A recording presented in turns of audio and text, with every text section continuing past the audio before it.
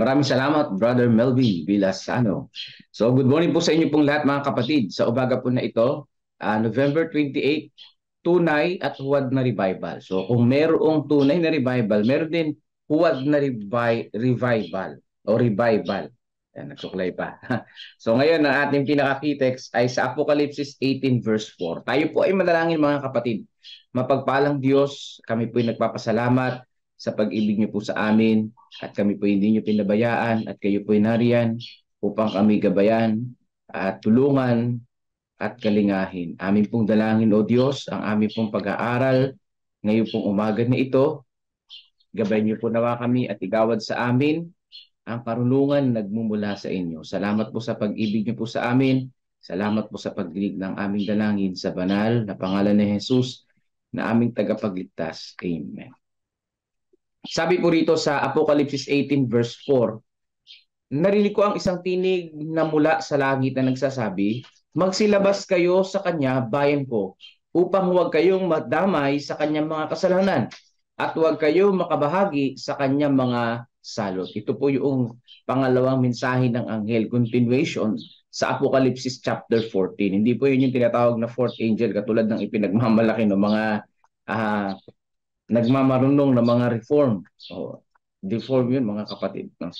Maling context yung binabanggit nila na ito yung fourth angel. Ito po ay second angel's message. Continuation lang. Apocalypse chapter 14 verse 8 kung hindi po ako nagkakamali. No?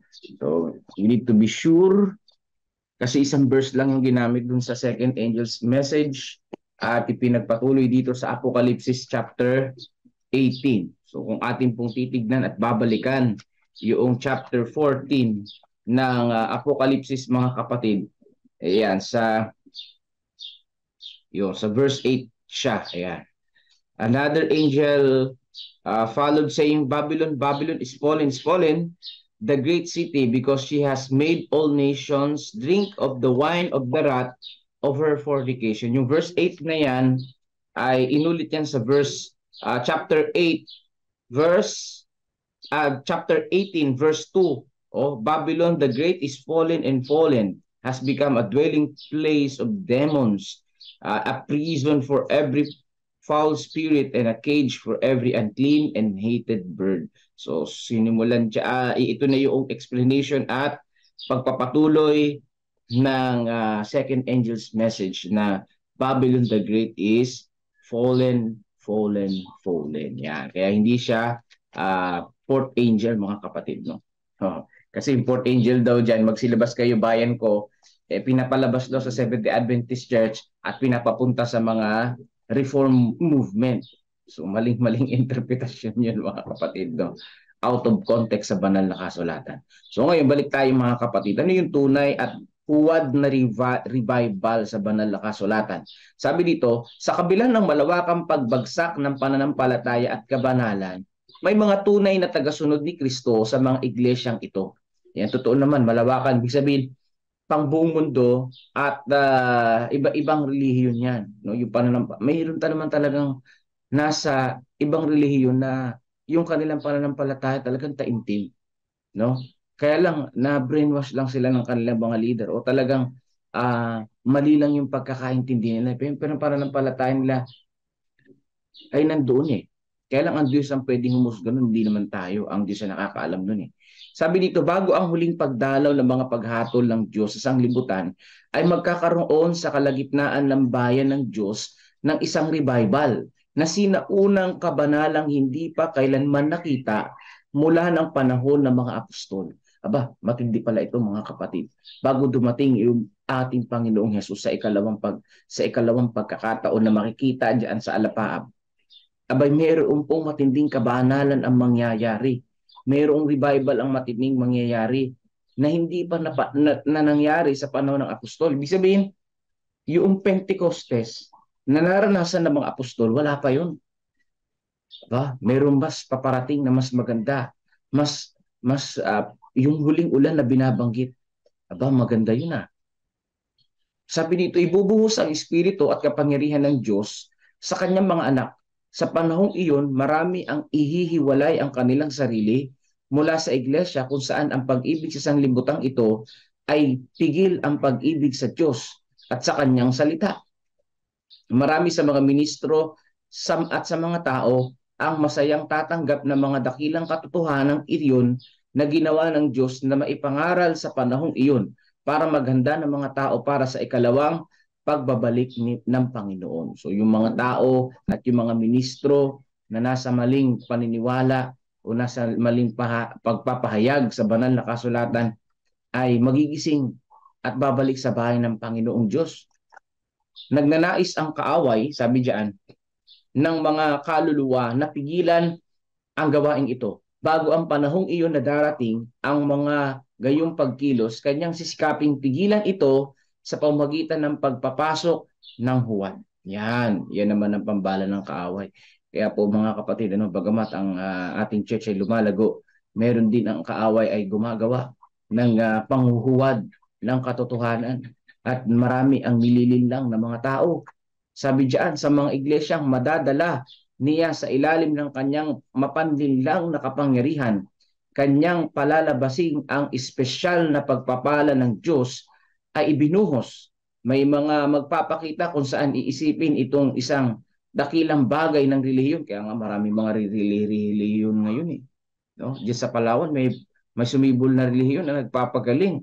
Bumabagsak yung mahihipo niya. Diba? Matindi, no? Mga espesyal na pagpapala kunyari. So ito yung mga huwad na revival. Dahil ang totoong revival, mga kapatid, yung nangangaral ka ng salita ng Panginoong Diyos. Yun ang totoo dyan. Yung nangangaral ka ng mabuting balita. Hindi yung gumagawa ka ng kung ano-anong kababalagan kasi kahit si Satanas kayang gumawa noon, mga kapatid. So maraming magpapakasayang ang Diyos ay gumagawa ng kahanga-hanga para sa kanila. Kung saan ang paggawa ay sa ibang espiritu. Yan na, tingnan nyo. Sa ilalim ng relihiyosong kasuotan, palalawakin ni Satanas ang kanyang impluensya sa mundo ng mga Kristiyano. Grabe pala ang mangyayari sa huling kapanahunan. So, be careful mga kapatid. Watch out. Tingnan natin. Magbantay tayo. Hindi ko gumawa ng kamangha-mangha, mirakulo. Sa Diyos na.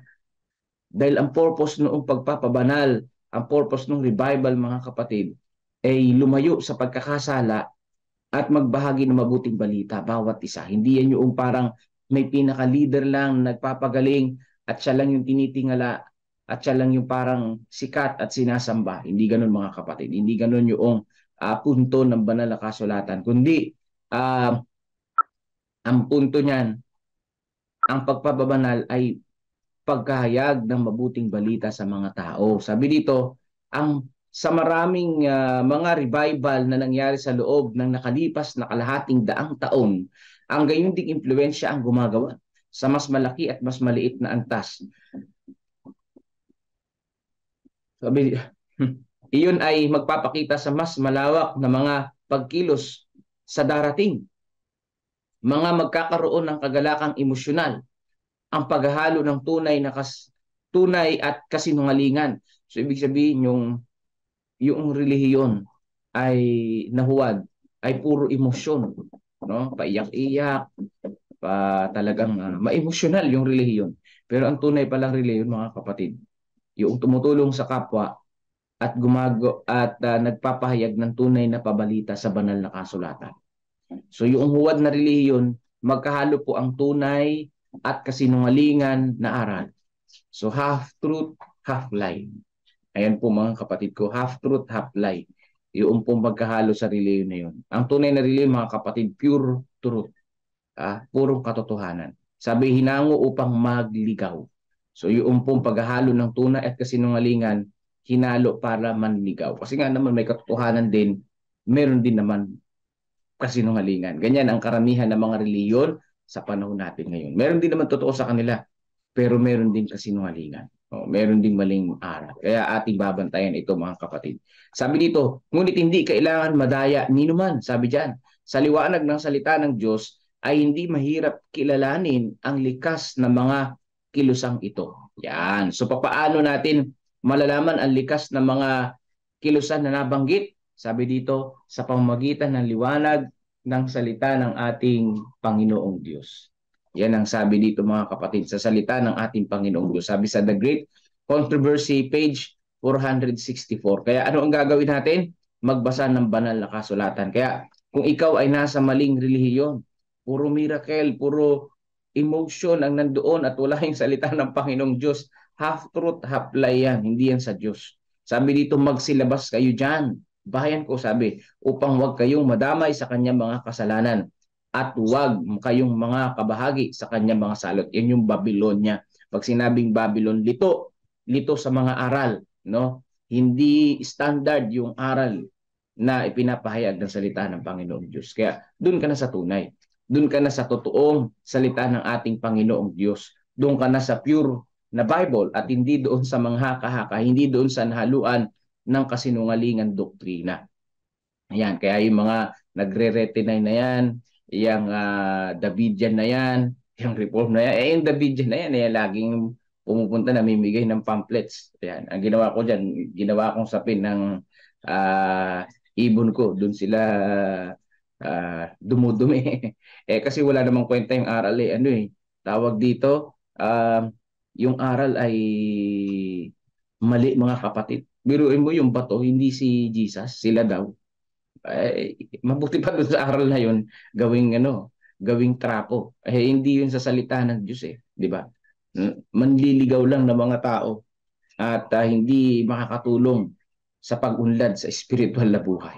So yan ang babantayan natin. Ang tunay na revival, mga kapatid, ay umiiwas sa pagkakasala at nangangaral ng mabuting balita at nag-aantay sa muling pagbalik ng ating pong Panginoon. Nawa, tandaan natin yan at ibahagi natin at tulungan tayo ng Panginoon na magkaroon ng kabanalan sa kalagitnaan ng bayan ng Panginoong Diyos at idalangin natin ang bawat isa. So ngayon, pakinggan natin ang awit papuri sa ating Panginoon at pangunahan tayo ulit ni Brother Melvin sa isang panalangin na yung ating mga prayer requests. God bless po sa inyo pong lahat, mga kapatid, at pakinggan na po natin awit na ito.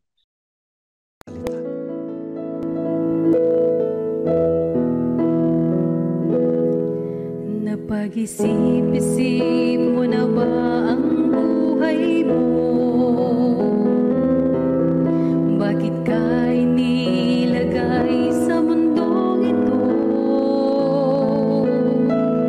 Kung saan ka nang galing, kung saan ang patutunguhan, may dahilan kahit hindi mo ito alam. Ano kaya ang iyong gagawin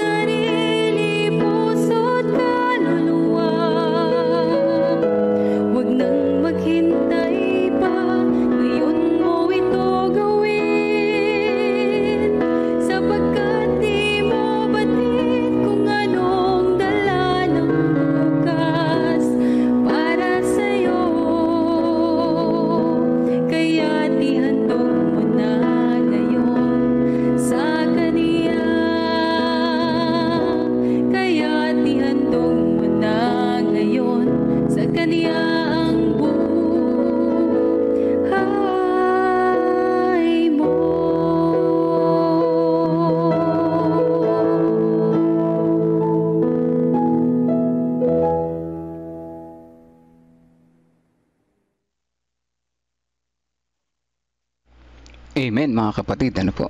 At kayo ba'y na-bless sa napakagandang mensahe ng awit na yan? Ay, gayon din naman sa lesson ngayong umaga na ito. Tunay at huwad na revival. Diba? Isang tanong, isang sagot mga kapatid.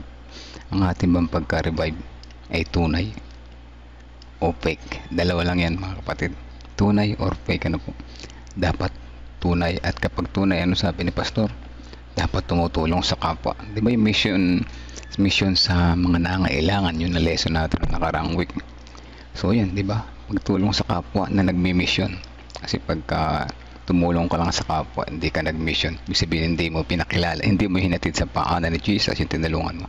Yes, kabutihan yun, hindi masabing hindi kabutihan. Pero hindi mo na kompleto yung complete package, ano po. So yan. Ang tunay na revival ay nagbabago ang karakter, na po, nagbabago. Hindi dapat, kaya lang hindi mo rin masasabing peke pagka nagbago ka, kasi nagbago ka nga eh. Yun nga lang, bumalik ka sa dati.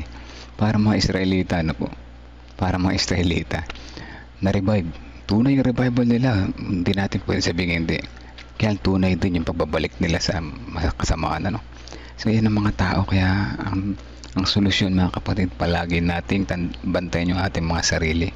Bantayan natin yung mga sarili natin. Isipin natin kung ito bang aking mga ginagawa kalugod-lugod pa sa Panginoon. Diba mga kapatid?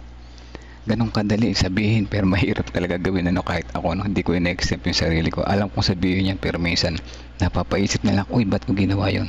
Hindi pala gusto ni Jesus yun. Sabay pray ng patawad, ano po. So at least nakikita natin, pag nakikita natin yung ginagawa natin na hindi kalugod-lugod sa Panginoon, ang Holy Spirit ay gumagawa sa ating puso. Kaya yan, purihin ng Panginoon. Magandang lesson niya yung mga ganito. Tunay at fake, dalawa lang po yan. Nawa doon tayo sa tunay. Tunay sa tunay tayo, kasi mas maganda pag nasa tunay, wag sa fake, ano. So yan, amen din po na Risa. Sama natin sa welcome back sa kay Brother Derek, ano, lagi na siya nasa comment box. Alam ko lagi na siya nasa background dati, pero ngayon nasa comment box na siya. Sama natin sa prayer si Baby Shania, yung kanilang baby na nakakailang balik na ito sa hospital, ano, simula nung pagkapanganak. So ganyan talaga ang mga daddy, ano, sobrang maibigin sa mga anak, ano po, at gagawin ang lahat, ano, para sa anak. Ganyan din ang ating amang banal na nasa langit, gagawin ang lahat para sa atin mga kapatid. Kaya ang mga ama ay talagang mapagmahal, kaya dapat maibalik din natin sa ama yung pagmamahal na binibigay niya sa atin. At po, sama natin sa panalangin ng si Baby Shania. Sama din natin sa panalangin yung apo ni si Ate Sally Sanchez na nilalagnat, may ipot-sipon, si Gavin, at patuloy na kagalingan ni Hopi, ano po. At meron pa isa sa taas, si Sister Helen, ano po. At pakisama sa panalangin ang hipuin ng Panginoon na sobrang sakit ng balakang na nararamdaman ko. Sobrang sakit po. So sama natin sa panalangin. Pero pag yan ay hindi nawala sa loob ng 2 araw, consult the doktor na po. Ang mga doktor ay binigyan ng kaalaman ng Panginoon para tumulong sa paggagamutan po. Kaya yes, papanalangin natin, pero pagka hindi nawala in 2 days, lalo na pag 3 days, so meron po yang, lalo na pag nilagnat na, ano po, Sister Helen, pag nilagnat na, meron yang pinanggagalingan. So sama natin sa panalangin si Sister Helen. Please pray sa panganak ni Jody, asawa ng elder sa Tabacaw, si Danreb. Ba, mga anak na pala si Sister Jody. Di ba sila yung aksidente sa motor? Mabuti naman, okay sila, ano po. At kamusta na rin si Brother Danreb, Sister Nympha, okay na rin ba? Aksidente yan sila sa motor eh. Praise the Lord at okay na sila, ano po. Sige po, let's pray mga kapatid. Sama-sama natin, sama sa panalangin ang ating mga sarili. Una-una yung ating karakter, at sama natin yung ating mga kalusugan. Let's pray po. Amang banal na makapangyarihan sa lahat, una-una nagpapasalamat po kami sa panibagong buhay at kalakasan na ibinigay niya po sa amin. Salamat sa buong magdamag na kapahingahan na ibinigay niya sa amin, at nanumbalik ang aming lakas ngayong umaga na ito. Lalong higit salamat sa pagkakataon na kami nakapakinig ng lesson, paalala sa amin patungkol sa tunay at fake na revival. Nawa po Ama, sa aming pang-araw-araw na pamumuhay, magawa namin ang tunay na revival sa pamamagitan ng pagtulong sa amin ng Holy Spirit, pagbantay sa amin na makita namin aming mga ginagawang mali at amin itong maitama sa lalong madaling panahon, upang ang aming revival ay maging araw-araw, hindi yung pabalik-balik, minsan oo, minsan hindi. Ayaw namin ng ganito, Ama, kaya alam namin malakas ang kaaway sa pananukso, ngunit lalo mas alam namin na kayo mas malakas kaysa sa kaaway. Kaya humihiling po kami ng tulong sapagkat wala kaming magagawa para sa aming sarili lamang. Sa pagpapatuloy, nais namin sama sa panalangin ang mga church planting sites na gaganapin sa iba't ibang lugar dyan sa west at dito rin naman sa south. Sa General Tenyo, magkakaroon kami ng meeting mamaya. Kami ay samahan sa papunta roon at magawa ang mga plano at maisakatuparan sa lalong madaling panahon at maitayo ang bahay-sambahan na ito na magsisilbing silungan ng mga mananampalataya at inyong mga disipulo. Sa pagpapatuloy, nais namin isama sa panalangin mga kapatid na nakikinig ngayon. Inyo nawa kaming samahan sa maghapon. Una-una, bantayan namin ang aming mga sarili. Samahan kami sa aming pag-iisip ng masasama, pananalita ng di magaganda, at mga lakad at mga gawa na salit na hindi namin magawa ay hindi maganda ay aming makita, upang sa ganun din namin ito maisip, masalita at magawa, at kami ay maging karapat dapat po sa inyo sa maghapon na ito. Kasama din namin sa panalangin ang ilang mga kapatid na may prayer request. Una-una si Sister Helen na sobrang sakit ng kanyang balakang. Hipuin po ito ng inyong mapagpagaling na kamay at naway ang kabutihan ng pakiramdam ng kanyang maranasan sa maghapon na ito.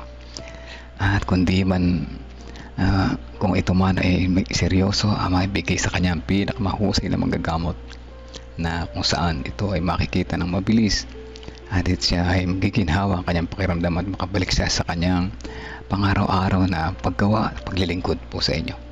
Amin din sinasami sa panalangin ang baby nila Brother Derek na siya ay sa mamurang taong gulang. Siya ay patuloy na pabalik-balik sa ospital, na ay patuloy na kalakasan, kalusugan ay pagkaloob po sa kanya, upang siya ay maranasan niyang malakas na pangatawan hanggang sa kanyang paglaki, malayo sa anumang karamdaman, at siya ay patuloy na lumaking kilala po kayo. Amin din sinasama sa panalangin ang apo ni Ate Sally Sanchez na si Gavin at na may ubo at sipon, gayon din ng patuloy na kagalingan ni Hopi na sila ay munting mga bata, may mga madaling kapitan ng sakit, ngunit aming nilalapit sa inyo na malakasin ang kanilang mga resistensya, upang sa ganun sila ay makikita nila na ang tunay na dakilang manggagamot ay kayo na nagpagaling po sa kanila. Amin din sinasama sa panalangin ang kapatiran na may mga karamdaman. Ang panganak din ni Sister Jody na asawa ni Elder Danrep sa Tabacao, nawa siya ay makapanganak na maayos at malusog. Silang dalawang mag-ina at masaya ang kanilang pamilya sa isang munting anghel na darating sa kanilang buhay. Samahan din ang pamilya ni Sister Jody at Brother Danrep ng batang ito ay kanilang mabantayan, maturuan na kayo bilang aming dakilang tagapagligtas ang siya naming palaging titingnan at aming gumagaway sa amin. Sa pagpapatuloy, nais naming isama sa panalangin ang lahat ng kapatiran na nakikinig ngayon, may mga karamdaman, aming mga prayer request. Si Sister Wendy na nagpapagaling sa kanyang karamdaman sa lungs, ang mama na pastor patuloy pa rin nagpapagaling at papalakas. Ang mga prayer request sa kanilang naghihintay na kanilang baby, si Brother Kevin, Brother James, si pastor at iba pang mga kapatiran na wala sa aming listahan, ay ipagkaloob po sa kanila ang kanilang hinihintay na baby, mga munting anghel. Sister Erica sa kanyang pagdadalang tao, patuloy na makalakasan ng resistensya ang kanyang mararamtan sa bawat araw, malayo sa anumang karamdaman. Ganyan din si Sister Nessie Fernandez na malubhang karamdaman, ganyan din si tatay ng friend ni Brother Kevin, lalo na higit si ating Sibilia Irelia Bourbon na patuloy na nagtitiwala po sa inyo. Jennifer Eusebio Pascua, Corazon Mina, Imelda Eugenio, at Sister Amy Kilantang, Jennifer de la Cruz, si Ate Grace Samano, Ate Esther Lopez, Brother Benjamin at Brother Montigamboa, si Lita at si Dayan, si Pichi na masakit din ang mga katawan sa araw na ito. Patuloy nawang i-comfort ang kanyang pakiramdam, alisin ang mga sakit ng katawan at patuloy na kalakasan ang igawad po sa kanila. Ganito si Kuya Bobby at Ate Lorna sa kanyang mabigat na pagtatrabaho sa araw-araw ay palakasin nawa ang kanilang mga resistensya at malayo sa anumang masamang karamdaman. Kasama na rin namin si Ate Gigi Concepcion, Gregorio Santin, si Tatay Pentong, family ni Sister Rose Chris Encarnado, Renato Santos, Romnick Francisco, Olivia Francisco, Rebecca Francisco, si Precious Cabasog, Precious Jorquina, si Arisi, si Sister Nena, Tia Aning, Tia Aurora, si Ate Sally Sanchez na patuloy nagtitiwala po sa inyo, Janet Ontivero, Gina de Guzman, Arturo Duque at Erlinda Duque. Ang mga kapatiran po nito Ama ay nasa banig ng karamdaman. Ang ilan sa kanila or marami sa kanila ay malubha ang kalagayan, ngunit patuloy na nagtitiwala po sa inyo at nagtatapat na alam namin na nasa inyong tunay na kagalingan. Kayo ang dakilang manggagamot at ang aming panalangin sama-sama ngayong oras na ito ay magsilbing mabisang gamot at dinggin ang aming mga panalangin. Ang lahat na ito ay aming inihiling sa pangalan ni Jesus namin tayo pagligtas. Ipagkaloob nawa po sa amin ng aming mga kahilingan ayon sa inyong kalooban, hindi ng aming kagustuhan. In Jesus' name we pray. Amen. Amen. Amen. Muli po mga kapatid, magandang umaga po sa lahat. Salamat sa patuloy ng pakikinig at salamat sa mga prayer warriors na ako po ay natuto at kayo na rin sinasamahan niya po ako manalangin na po. Kaya naman ako ay hindi nagsasawang manalangin gaano man yung kahaba mga kapatid.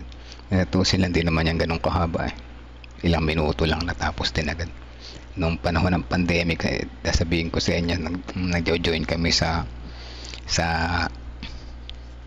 umaga na yung kay Pastor Bong, nakalimutan ko yung pangalan, 777. Grabe, talagang kami isama sa pagluhod na po kami pamilya. Maabot yun ng 48 minutes, pinakamabilis yun. Minsan 1 hour 20 minutes na prayer, kasama kami doon tuwing umaga.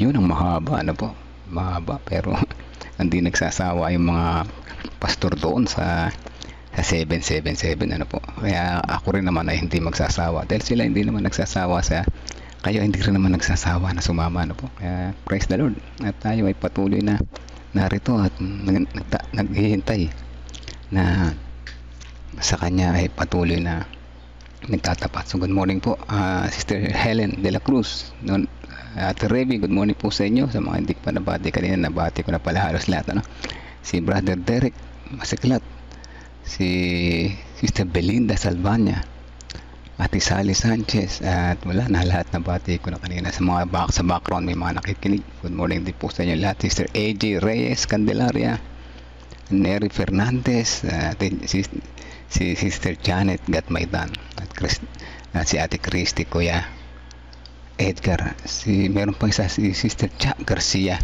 yan, meron si Morex Bong, may mga pangalan na napapasilip kahapon po. So God bless po sa lahat. Patuloy tayong magdalanginan, patuloy tayong ma-remind pagka tayo makakalimutin, patuloy tayong ma-revive sa ating pagkakatulog, patuloy tayong ma-bless sa bawat umaga. God bless po sa lahat.